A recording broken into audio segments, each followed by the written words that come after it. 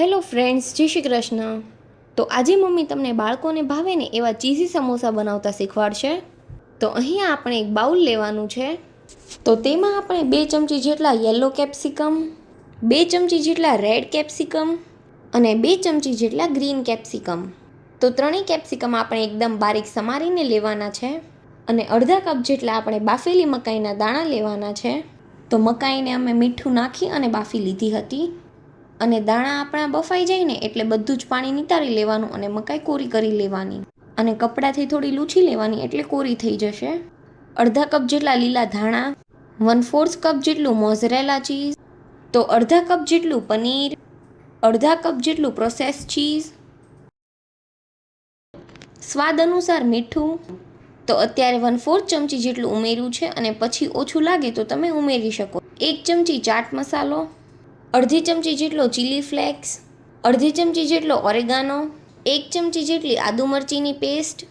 તો આ મરચી તીખી છે ને એટલે 1 ચમચી ઉમેરી છે, મોળી હોય ને તો વધારે ઉમેરી શકો છો. તો બધું જ આપણે સારી રીતે મિક્સ કરી લેવાનું. તો આ આપણા સમોસાનું સ્ટફિંગ તૈયાર થઈ ગયું છે. તો એક નાનું બાઉલ લેવાનું છે અને તેમાં 1 ચમચી જેટલો મેંદો ઉમેરવાનો છે અને થોડું પાણી નાખી અને સ્લરી તૈયાર કરી લેવાની છે. તો સ્લરીને આપણે આ રીતની ઘાટી રાખવાની, આછી નથી રાખવાની, એટલે સ્લરીની થિકનેસ આવી હોવી જોઈએ. તો અહીંયા આપણે જે રેડીમેડ સમોસાની પટ્ટીઓ આવે ને તે લીધી છે. તો જે આ રીતની સમોસા બનાવવાની પટ્ટી આવે ને તેને આ રીતે અલગ કરી લેવાની.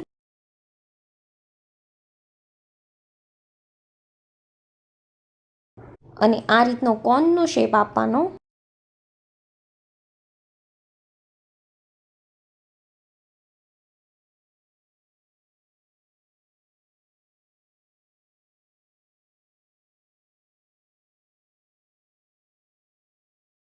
અને પછી વચ્ચે 1 ચમચી જેટલો મસાલો ભરી દેવાનો. અને પછી આપણે જે રીતે સમોસા વાળીએ ને એ રીતે જ વાળી લેવાના. અને પછી પટ્ટીમાં આ રીતની સ્લરી લગાવી લેવાની અને સમોસાને પછી આ રીતે પેક કરી દેવાનું. તો આપણે આ રીતે જ બધા સમોસા વાળી લેવાના છે. અને તમને સમોસા વાળતા ન આવડતા હોય ને તો આ રીતે જોઈ અને 1-2 વાર વાળશો ને તો આવડી જશે. અને પેટી સમોસા બનાવવા હોય ને તો તેને આપણે આ રીતે બનાવવાના. તો આપણે આ રીતની 2 પટ્ટી લેવાની છે. તો એક આડી અને એક ઊભી આ રીતે ગોઠવી લેવાની. આ રીતે પ્લસ સાઇન બને ને એ રીતે બનાવી લેવાનું. અને વચ્ચે આપણે મસાલો ભરી લેવાનો. તો જે નીચે પટ્ટી હોય ને તેને આપણે વાળવાની છે અને ઉપરથી આ રીતે સ્લરી લગાવવાની. અને પછી ચારે બાજુથી આ રીતે બંધ કરી દેવાની છે. તો આ આપણું પેટી સમોસું તૈયાર થઈ ગયું છે. અને તમને પેલા સમોસા વાળતા ન આવડતા હોય તો આ રીતે પણ બનાવી શકો છો.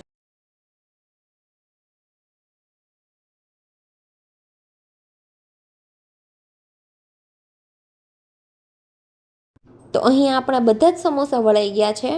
તો હવે આપણે સમોસાને ફ્રાય કરી લઈશું. તો તેલ આપણું ગરમ થઈ ગયું છે. તો મીડિયમ ફ્લેમ પર આપણે સમોસાને ફ્રાય કરવાના છે. અને ગેસની ફ્લેમ આપણે સ્લો ટુ મીડિયમ રાખવાની, એટલે સમોસા આપણે એકદમ ક્રિસ્પી બને. તો એકદમ લાઇટ ગોલ્ડન કલરના થઈ જાય ને એવા આપણે ફ્રાય કરી લેવાના છે. તો સમોસાનો કલર આપણો ચેન્જ થઈ ગયો છે એટલે સમોસા આપણા ફ્રાય થઈ ગયા છે. તો હવે તેને આપણે તેલમાંથી બહાર લઈ લેવાના.